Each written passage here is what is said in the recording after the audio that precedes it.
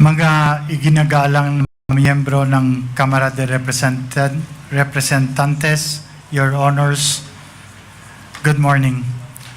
Noong mga nakaraang linggo, nabalitaan ko po ang pagnanais na makapagsalita ako na maging resource person sa hearing ng Quad Committee. And I would like to take this opportunity to thank each one of you for allowing me to speak. Maraming salamat po. Napaisip ako nang marinig ko ang balita. Sabi ko sa sarili, ito na siguro ang tamang pagkakataon na malaya akong kukuha ng lakas ng loob at magsasalita ng katotohanan kahit ako pa ay natatakot at may pangamba sa aking buhay. Una po sa lahat, I declare that I was not and never will be a drug protector. I don't know personally nor did I benefit in any way from any illegal drug personality in Iloilo or anywhere else. After 7 years of exile, dahil sa napolitika at walang basehang mga akusasyon, kaliwat ka ng mga paratang at higit sa lahat mga banta sa aking buhay at sa buhay ng aking pamilya, narito po ako ngayon at humaharap po sa inyo. Naging kabataang barangay chairman, number 1 city councilor, vice mayor, at mayor in 2010, 13, and 16. And was fortunate to have been chosen as the top 5 world mayor in 2014. That also included the former president as a nominee.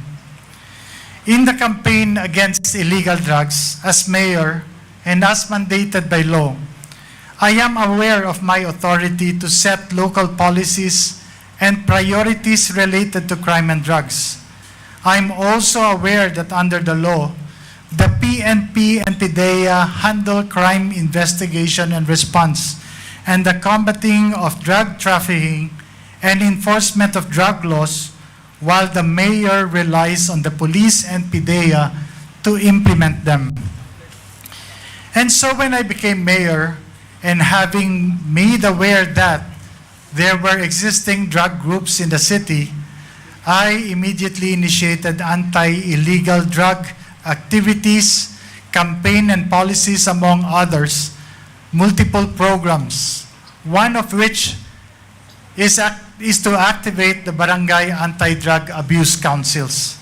In 2014 po, according to PIDEA, Iloilo City was the first in the country to have 100% of its BADAC activated.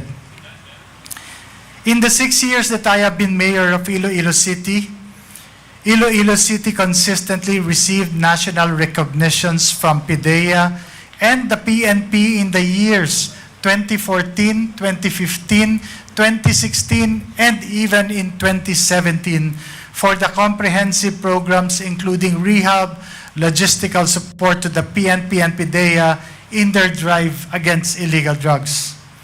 Since the existence of these drug syndicates in our city was deeply rooted, I relied on the expertise of the local PNP and regional PIDEA to deal with these groups, while I focused on the socio-economic programs that would address the root causes of poverty that expose the vulnerable population to cope against the evils of illegal drugs.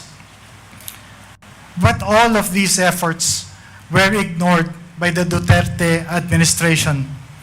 Kung matatandaan po ninyo, nagsimula ang lahat ng ito nung bigla na lamang na isama ang mga pangalan sa PRRD narco-list ng Administrasyong Duterte. Isang listahan naglalaman ng mga pangalan ng mga kilalang public official na di umano ay sangkot sa illegal na droga, mga paratang na walang basihan, at kahit kailan ay hindi naman napatunayan. As a matter of fact, until today, there are no drug-related cases that have been filed, especially in the legal courts, against me and my person. Pero kung inyong titingnang maigi, isinama ang pangalan ng kalaban sa politika sa isang validated list ng mga drug personalities sa kasunod na PRRD list. Sa kabila ng mga questionableng impormasyon, walang validation o confirmation man lang na ginawa kahit na anumang ahensya ng gobyerno sa Malacanang initiated list. Itong PRRD list, di umano, ay naging hit list. Sa isang public forum ng PIDEA noong 2018, mismo ang Regional Adjudication Committee o tinatawag na RAC ay nagsabi na wala yung pangalan ko sa kanilang listahan. While in the Iloilo City Anti-Drug Abuse Council meeting, then PIDEA 6 Regional Director Hil Pabilona and Iloilo City Police Director Colonel Remus Canieso officially ang nagpatotoo na wala rin ang pangalan ko sa drug list. Ngunit, nanatili ang listahan sa kanilang mga record. Hanggang ngayon, lahat ng mga paratang at akusasyong ibinabato sa akin ay patuloy na sumisira sa aking reputasyon at pati na rin ang reputasyon ng minamahal kong Iloilo. Dahil sa seryosong banta sa aking buhay, napilitan po ako na hindi bumalik from an international speaking engagement in Japan at lisanin ng aking pamilya ang bayang buong pagsisikap naming itinaguyod ng may dangal. PRRD even assigned Lieutenant Colonel Espenido to Iloilo and announced with a threat, mabubuhi pa kaya siya? Ibig sabihin, in Tagalog, mabubuhay pa kaya siya? Referring to me. Pinalad po ako na meron akong speaking engagement sa isang international conference sa Japan, kaya nakaalis ako ng bansa. Paulit-ulit ang pagbabanta ni Presidente Duterte sa media, harap-harapang sinasabi, papatay daw ako. So when government killed him, we started to dig and we found the bones of the policeman still in their uniform. And so we had to take him out. I said, go and take him out. The mayor of Iloilo City, I identified him. This is broadcast. I said, you're next. You're next. Sana ang mayor ninyo dito. Sana yung pinalitan mo, mayor. Saan ba si mayor? Hanapin ko sa kanila, balik ka dito. Patayin talaga kita. Julius Ronald Pacificador, Amtek Antique, Jed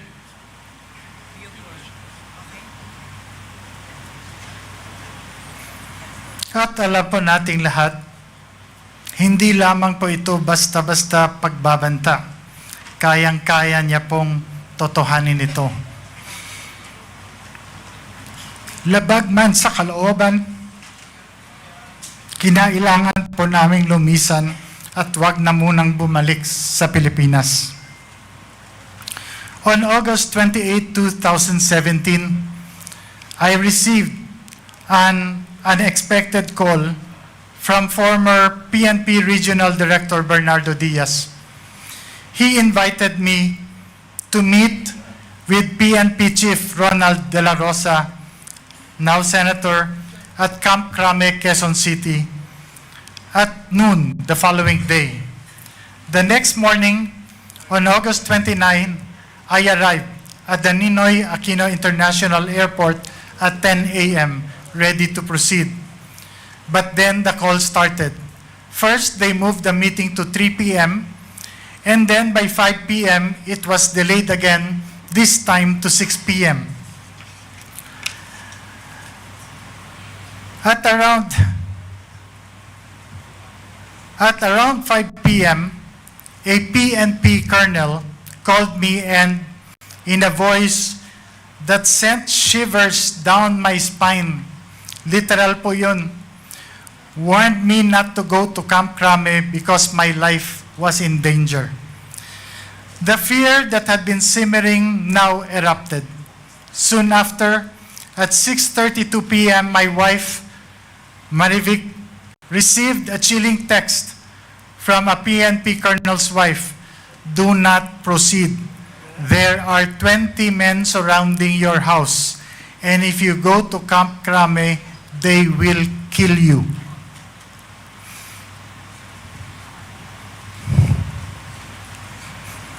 The terror was paralyzing. I couldn't believe it. My life and my family's life was hanging by a thread. The next day, on August 30, I took the first flight out to Japan, not knowing if I would ever return. Upon arrival, I received a message from General Diaz to call a number.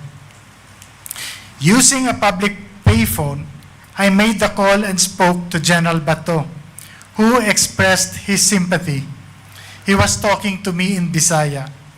He told me he knew I was innocent, that I wasn't involved in illegal drugs, and he promised to help me. His words brought a brief moment of hope.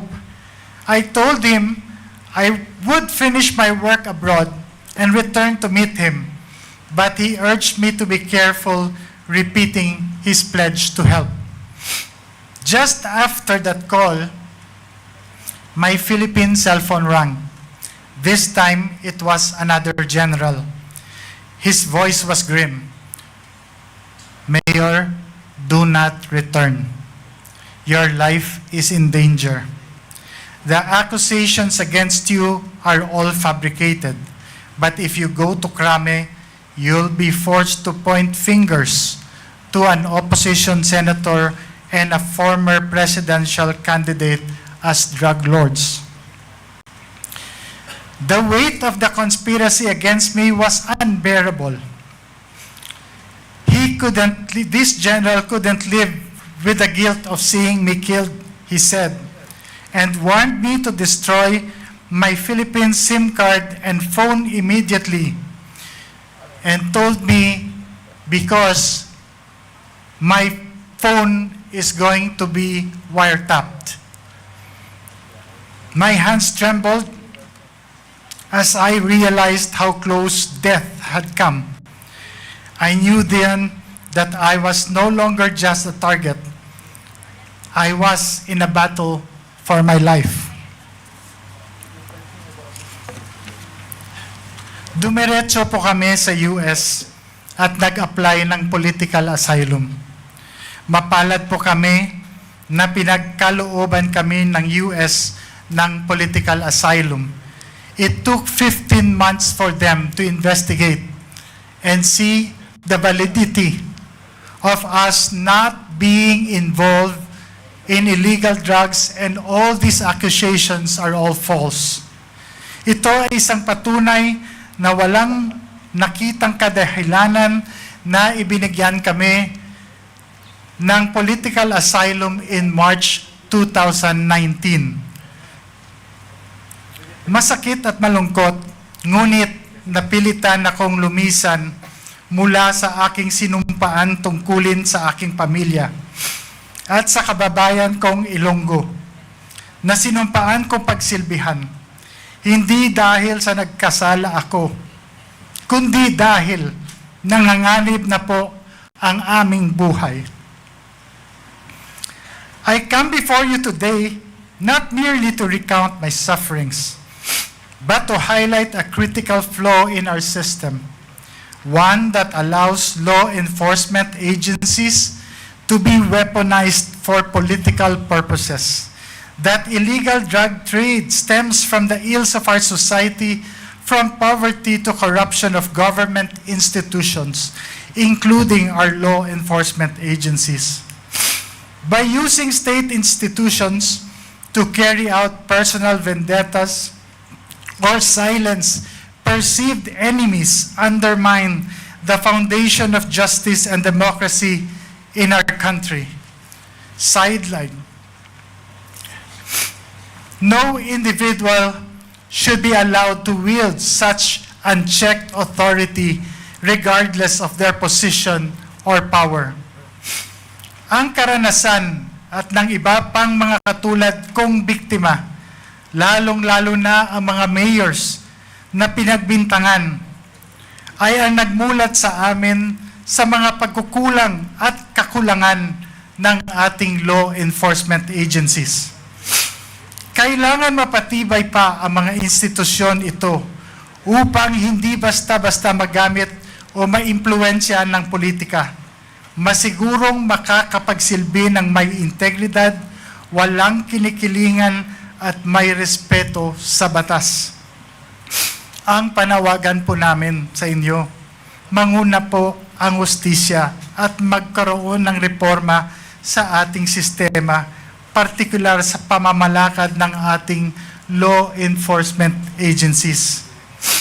Accusations must be duly validated and authenticated first before any public announcement to avoid shaming and destroying the honor, reputation, and good image of hardworking and innocent persons. Higit sa lahat, panagutin ang mga umaabuso sa kapangyarihan. Sana ang nadanasan naming paghihirap na durog, persecution, trauma, at saka walang-wala ay hindi po mararanasan ng iba.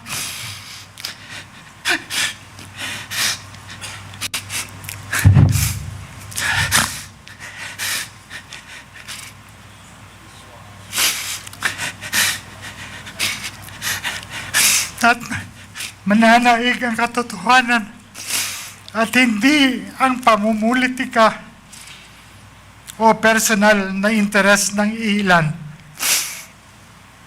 Pasensya na po.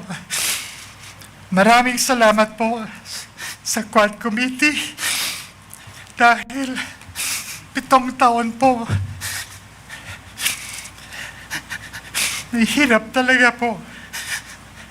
Maraming salamat dahil nabigyan niyo po kami, ako, at ang iba pang mga biktima ng pagkakataon na linisin ang aming mga pamangalan at ng mga minamahal ko,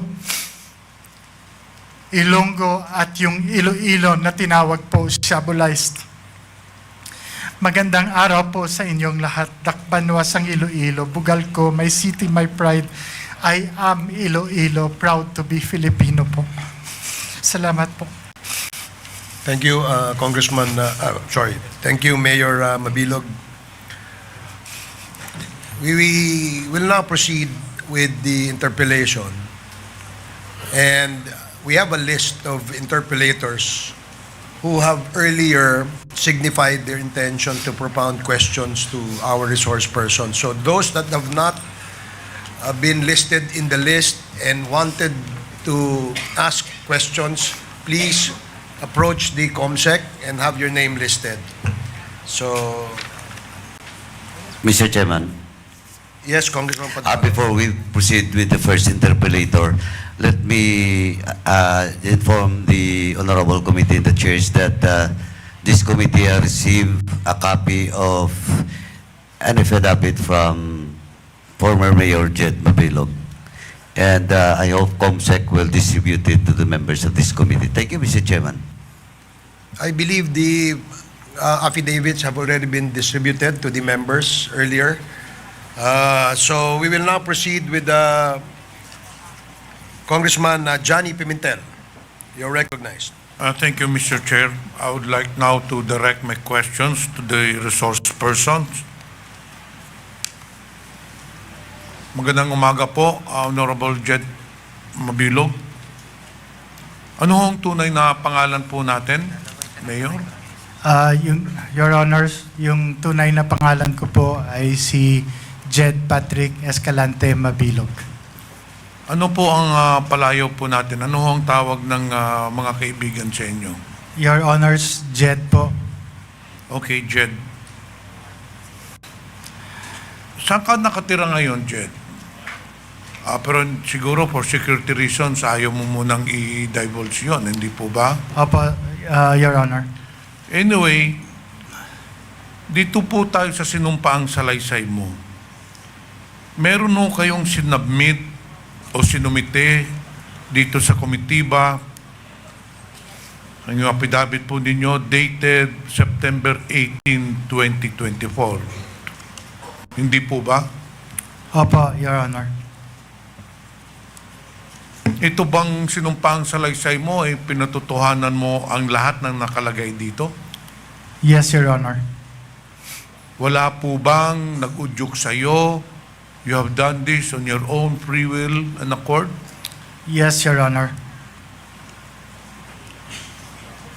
So kung mamarapatin po ninyo, isa-isahin ho natin itong sinumpaang salaysay po ninyo.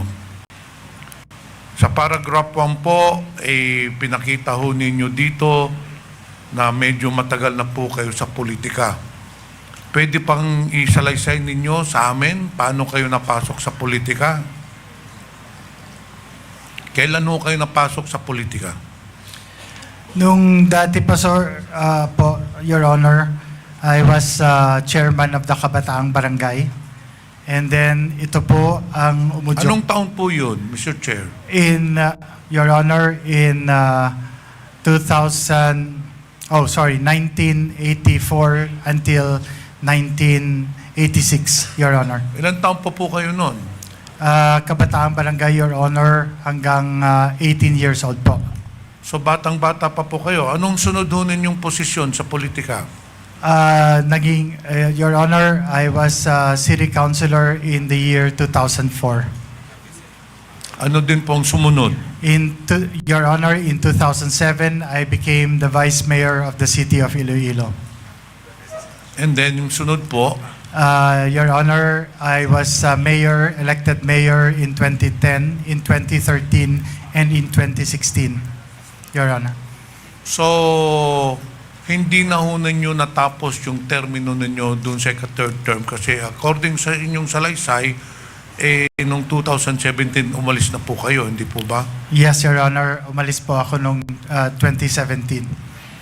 At saka nung kayo mayor po, according to your affidavit, you have had several awards. So meaning that you really performed well during your tenure as the mayor of Iloilo City. Can you expound on this? Yes, Your Honor.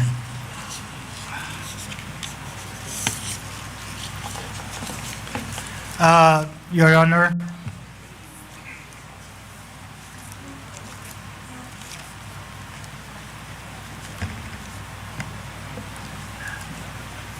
Honor, for the international awards for Iloilo City and myself, the Iloilo City has been awarded as a service award for business by the Philippine American Chamber of Commerce.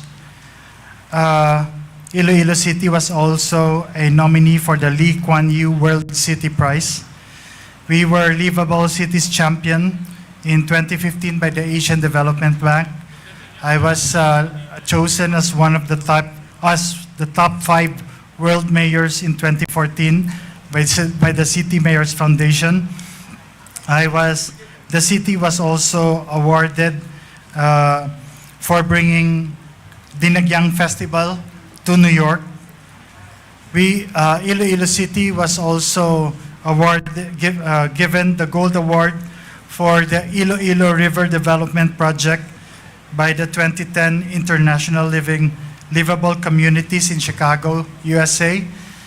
Iloilo City has the Silver Award for Iloilo River Development Initiatives, Silver Award for the Iloilo Dinagyang Festival in the 2011 Livcom Awards, a second in the Thies River Prize Awards in Brisbane, Australia, and was shortlisted as top 77 in the 2012 New 7 Wonder Cities of the World. Those are the international awards, Your Honor. For the national awards, we have 33 awards, national awards, and among which are the being recognized by PIDEA for our illegal drugs, illegal drugs campaign, Your Honor, for the years 2014, 2015, 2016, and 2017, Your Honor. Among others, Your Honor, would you like me to read the 33? No, I think Yes, Honor. that is enough. Yes, Mr. Honor. Chair, the fact that the statement of Jed Mabilog has proved that he was indeed a performing mayor. The fact that he has received international awards, local awards, nagpapatunay lang po na ginampanan ni former Mayor Jed Mabilog ang his role and duties and obligations as a mayor. So there is no question, Mr. Chair, based on the awards that he has told us that he was indeed a good public servant. Ngayon, dito po tayo sa paragraph 3. Kung babasahin ko po at kung pwede, paki-explain po sa amin. Despite my hard work and dedication to public service, I was unjustly and baselessly included in former President Duterte's so-called narco-list. This inclusion was made without any evidence, investigation, or due process. Mr. Mabilog, Yes, Your sa Honor. tingin ho ninyo, bakit kayo nasali doon sa narco-list? Thank you, Your Honor. Actually, Your Honors, I really made several attempts to see then President Duterte just to ask kung ano po talaga ang reason kung bakit po ako naisama sa lista. So, Your Honors, So nakausap mo pa si... hindi ko, never ko po siya nakausap. Okay, so tuloy mo. So, gumawa na lang po ako ng assumptions ko for what these reasons are. Kasi there are several instances, Your Honor, that could probably lead to this. Number one, Your Honor, is I am a relative or second cousin of then Senator Frank Drilon. Number two is nung nagkaroon ng rally sa Iloilo City during the campaign, namatay po yung kanilang nagkaroon sila po ng brownout. And isinisisi po sa mayor sa akin po, Your Honor. Third po, there was an attempt before na gusto niya po makipagkita sa akin during the campaign. But unfortunately, I was not able to meet him because I was on official travel to Manila for a big project, which is the expansion of the national highway. And one of the big projects there was to bring down the black spaghetti wires along the highway. And so I have to meet the PLDT executives to request them to finance the bringing down of their lines. Kasi malaki po yung amount na mag-i-involve. Kanila naman po ang linya, so sila na po nakaset na po yun to meet po the executives of PLDT. So I wasn't able to meet him, sir. Bakit, Mr. Chair, Mr. Mabilog, bakit sa tingin nyo gusto makipagkita sa inyo the former President? I think, Your Honor, I think gusto lang po na sa pagkakaalam ko po, Your Honor, he was going around and was trying to meet with all the other local chief executives. Ito ba ay presidente na po siya Hindi o sa panahon pa ito ng eleksyon? Sa panahon pa po ng election, Your Honor.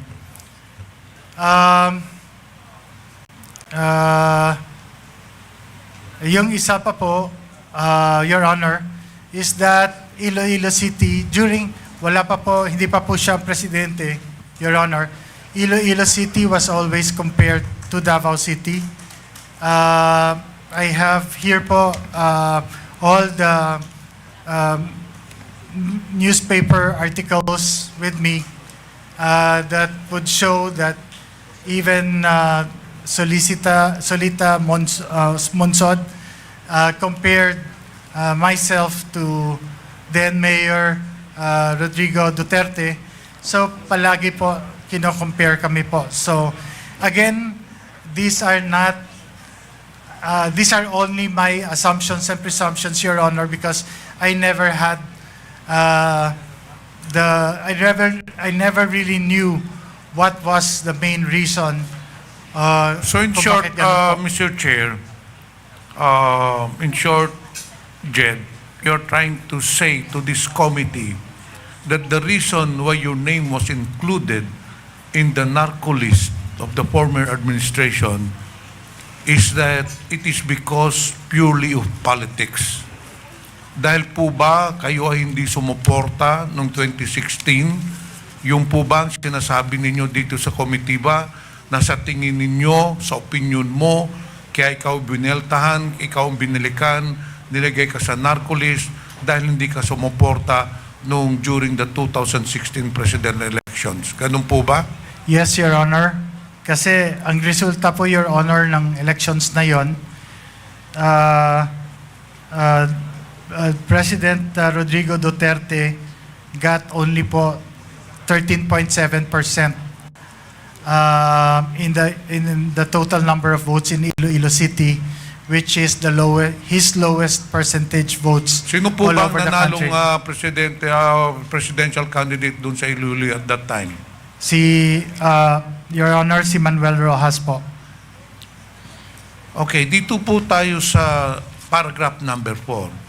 So, nung nalaman mo, Mr. Mabilog, Mr. Chair, na ikaw kasama sa narco-list, ano hong ginawa ninyo? Did you try to reach out to the police authorities to clear your name? Or did you ask some of your friends, dahil ikaw ay isang mayor, natural, may mga kakilala ka dun sa regional police office, meron kang kilalang mga police dun sa provincial police office. Hindi ka ba nagtanong-tanong bakit nasali yung pangalan mo dun sa narco-list? Ano ang ginawa ninyo nung nalaman ninyong kayo ay kasama sa narco-list?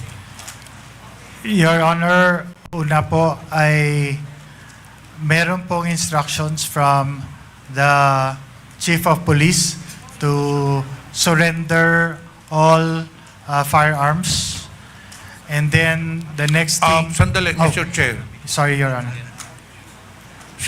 Sinasabi mo ngayon na pinuntahan ka ng Chief of Police para isurrender ang mga firearms mo. Was this after na ikaw ay nasali sa narco-list or before ka nasali sa narco-list? After nasali sa narco-list. After nasali. Sa PRRD narco-list. Okay, please proceed. And then, yung lahat na security personnel na naka-detail po sa mayor ay tinanggal. Yung ginawa ko, Your Honor, is pumunta sa then PNP Regional Director na bagong assigned at saka kinausap ko po siya kung ano po ang dapat gagawin. And then I explained to him all these programs that I have undertaken and the City of Iloilo's programs against illegal drugs. Pinapaliwanag ko po na ito po yung mga programa namin, and that is why I was really wondering kung bakit po ako na isama sa lista po. Mr. Mabilog, hindi nyo pa po tinanong yung regional director nung nagkita kayo, Director, bakit ako nasali dito? Hindi ka ba nagtanong sa kanya? Your Honor, I think I did. Kasi yun po, dala-dala ko po ito. Meron po akong compilation po executive summary of the Iloilo City anti-illegal drug programs from 2010 to 2016. Ibinigyan ko po sila ng kopya kasi I always have this. This was a requirement by PIDEA that we submit reports to them annually. So, kumpleto po kami ng data, ng data to, at saka yun po sinabi ko, sir, bakit po ako nasali, bakit po yung Iloilo ay most shabualized, na ito po yung mga programa po namin. So anong sagot niya sa iyo, Mr. Chair? Anong sagot sa iyo? Nung tinanong mo siya, bakit nasali ako sa narco-list when in fact, I am the one heading the anti-illegal drug campaign in Iloilo. So anong sagot ng regional director? Your Honor, sagot niya po, yung nanggaling sa taas, yung lista, yung in-announce ng Presidente, wala pa pong lista nun, sir, na, Your Honor, na So in short, ibinaba. Mr. Chair, yung binabasihan lang ng regional director doon sa listahan na sinabi ng former president. Doon lang po niya nakuha yung pangalan ninyo without any validation. Ganun po ba? Yes, Your Honor. Dito po sa paragraph 6, Kindly wrap up, Congressman Pimentel. mahaba pa sana ito. Mr. Chair, can I have another 3 minutes na lang? Dito po dito na lang po tayo sa paragraph 7. Since the announcement of my inclusion in this list, I was subjected to repeated threats to my life. Former President Duterte publicly singled me out numerous times. Kailan ho nangyari ito? Yung pinakita ho ninyo? Yes, Your Honor. Meron ka pang binagit dito na during in one forum, ito ba ay pinatotohanan mo? Doon sa isang event na sinabi niya, the mayor of Iloilo City, I identified him. Ito po ay sa sinumpang salaysay ninyo on October 25, 2017 during the commemorative session and concert program of the ASEAN Law Association. Tama po ba to? Sinabi po ni former President, the mayor of Iloilo City, I identified him. This was broadcasted. I said, you are next. You're next. Totoo po ba ito? Yes, Your Honor, as have been shown in the video earlier po. So, for several times, nung nandito ka pa sa Pilipinas, you have been threatened by the President, napapatayin ka, you're included in the narco-list, and you deny this. Yes, Your Honor. I did deny it, Your Honor. So, Mr. Chair, since my time is up, I just want to establish that indeed, probably, or highly likely, Mr. Mabilog was just a victim of unfounded, baseless accusations which was part of the drug war of the former administration. Isa po siya sa mga biktima. In fact, nandyan po sa affidavit niya, because of the several threats and because of several calls from different police authorities telling him, in fact, police colonels and police generals telling him na ikaw ang susunod na papatayin. And that is why Mr. Jed Mabilog left the country to save his life and to save his family. That is all, Mr. Chair. Thank you, Congressman Pimentel. Be assured that in the next round, or perhaps in the next committee hearing where the EJK topic will be deliberated, you will be given the priority to ask questions to former Mayor Jed Mabilog. Before we proceed with the next interpellator, let me acknowledge the presence of our honorable members, Congresswoman Daphne Lagon, Congresswoman Ria Gullas, Congressman Peter Juan Calderon, Congressman Lordan Suwan, Congressman Eddie Bong Plaza, Congressman Ambrosio Cruz Jr., Congresswoman